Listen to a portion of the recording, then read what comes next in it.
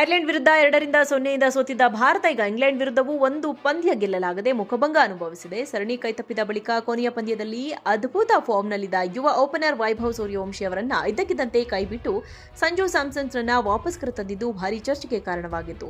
ಈ ಬಗ್ಗೆ ಮಾಧ್ಯಮಗಳ ಮುಂದೆ ಸ್ಪಷ್ಟನೆ ನೀಡಿರುವ ಕ್ಯಾಪ್ಟನ್ ಶ್ರೇಯಸ್ ಅಯ್ಯರ್, ಇಂಗ್ಲೆಂಡ್ ಪರಿಸ್ಥಿತಿಗೆ ತಕ್ಕಂತೆ ಹೊಸ ಓಪನಿಂಗ್ ಕಾಂಬಿನೇಷನ್ ಪ್ರಯತ್ನಿಸಲು ಮ್ಯಾನೇಜ್ಮೆಂಟ್ ನಿರ್ಧರಿಸಿತು ಎಂದಿದ್ದಾರೆ. ಎಡಗೈ ಬ್ಯಾಟರ್ ಅಭಿಷೇಕ್ ಶರ್ಮಾ ಜೊತೆ ಇನ್ನಿಂಗ್ಸ್ ಆರಂಭಿಸಲು ನಮಗೆ ಒಬ್ಬ ಬಲಗೈ ಬ್ಯಾಟ್ಸ್ಮನ್ ಬೇಕಿತ್ತು. ಸಂಜು ಈ ಹಿಂದೆ ಹಲವು ಪಂದ್ಯಗಳನ್ನು ಗೆಲ್ಲಿಸಿಕೊಟ್ಟಿರುವ ಅತ್ಯುತ್ತಮ ಆಟಗಾರ ಎಂದು ಅಯ್ಯರ್ ಸಮರ್ಥಿಸಿಕೊಂಡಿದ್ದಾರೆ. ಆದರೆ ಈ ನಿರ್ಧಾರಗಳು ಕೋಚ್ ಗೌತಮ್ ಗಂಭೀರ್ ಮತ್ತು ಅಯ್ಯರ್ ಅವರ ತಂತ್ರಗಾರಿಕೆಯ ಮೇಲಿನ ಗೊಂದಲವನ್ನ ಎತ್ತಿ ತೋರಿಸುತ್ತಿವೆ ಎಂದು ಕ್ರಿಕೆಟ್ ಪಂಡಿತರು ಟೀಕಿಸ್ತಾ ಇದ್ದಾರೆ. ನಾಯಕನಾದ ಮೊದಲ 7 ಪಂದ್ಯಗಳ ಪೈಕಿ 6 ಪಂದ್ಯಗಳಲ್ಲಿ ಸೋಲು ಕಂಡಿದ್ದರೂ ಈ ಹಿನ್ನಡೆ ತನ್ನನ್ನು ಭವಿಷ್ಯದಲ್ಲಿ ಉತ್ತಮ ಲೀಡರ್ ಆಗಿ ಬೆಳೆಸುತ್ತದೆ ಎಂದು ಅಯ್ಯರ್ ವಿಶ್ವಾಸ ವ್ಯಕ್ತಪಡಿಸಿದ್ದಾರೆ.